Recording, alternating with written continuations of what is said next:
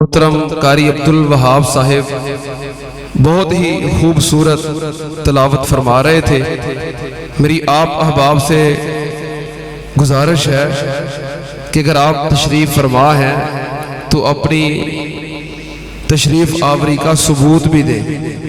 قاری صاحب اتنی خوبصورت تلاوت فرما رہے تھے اور آپ ایسے لگتا جیسے سو رہے تھے۔ کم از کم سبحان اللہ، الحمدللہ، ماشاءاللہ، تاکہ تلاوت کرنے والے کو یہ پتہ چلے کہ میں جیتے جاگتے لوگوں کو تلاوت سنا رہا ہوں، میں قبرستان میں تلاوت نہیں کر رہا۔ ٹھیک ہے نا؟ اپنے بیٹھنے کا ثبوت دیں، اس طرح گم سم ہو کے نہ بیٹھے۔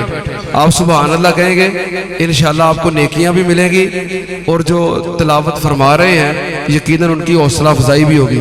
ٹھیک ہے نا؟ بولیں گے نا آپ نعرہ تکبیر؟ آپ پتہ تو چلے نا کہ آپ جاگ رہے ہیں۔ نعرہ تکبیر، شان قرآن، شان قرآن۔ جیسے میں نے آپ کو بتایا کہ سرزمین مصر سے تشریف لانے والے مہمان قرائے کرام ہمارے اس علاقے میں بلکہ محلے میں تاج کلونی میں تشریف لا چکے ہیں۔ محترم قاری حسیب الرحمان صاحب ان کی مہمان نوازی میں مصروف ہیں۔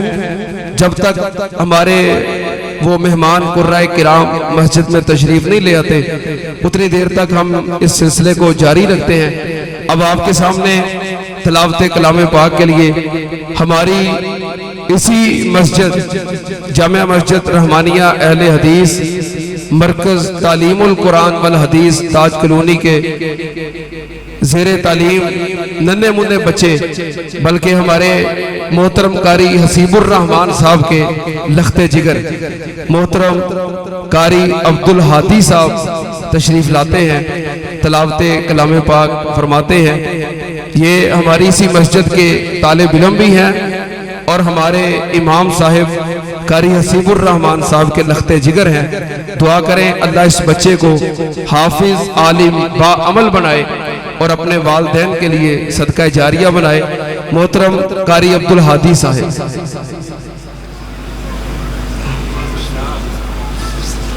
ماشاءاللہ۔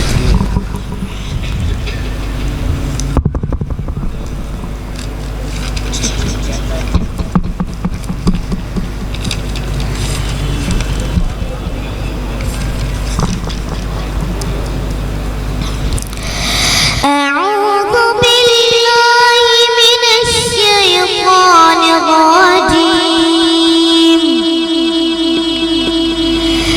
بسم الله الرحمن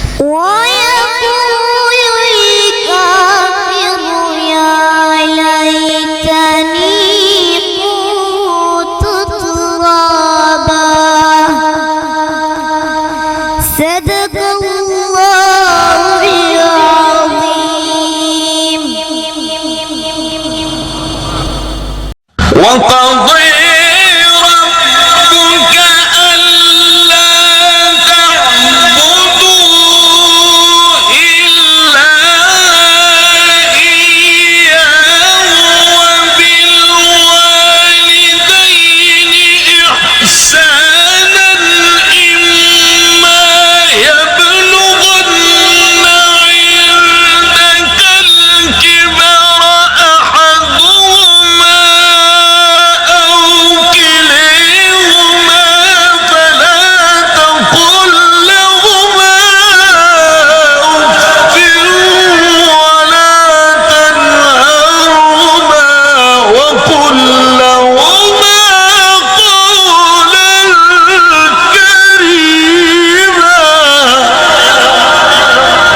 وقل لهما قولا كريما وقل لهما قولا كريما وقل لهما قولا كريما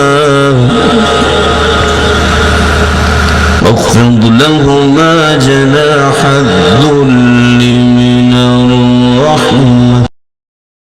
अल्लाह पाक इन्हां दे इल्म अमल दे अंदर